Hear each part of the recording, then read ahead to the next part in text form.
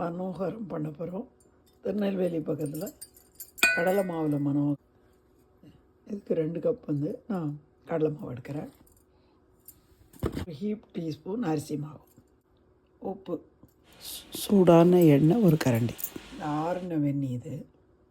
இதில் நம்ம இதை கெட்டியாக முறுக்குக்கு பிசைகிற மாதிரி பிசைஞ்சு எடுத்து நீளமாக பிழியணும். ஏன்னா நம்ம இதை உடச்சி இதை நம்ம வெள்ளைப்பாகில் வைக்க போகிறோம்.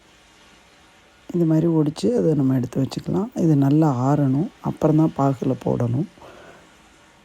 2 கப்பு வெல்லத்துக்கு 1/2 கப்பு தண்ணீர் விட்டு நல்ல தக்காளி பதத்துக்கு கொண்டு வரணும். 1 டீஸ்பூன் சீனி மேலே போட்டாக்க மனோகரத்தில் மேலே வெள்ளையாக கோட்டிங் அழகாக இருக்கும். இப்போ பாகில் போட்டு நம்ம ஊற வச்சு எடுத்துட்டோம். எடுத்து அதை கொஞ்சம் நேரம் நம்ம காய வச்சுட்டு அழகாக கலகலன்னு உங்களுக்கு ரெடி ஆகிடும்.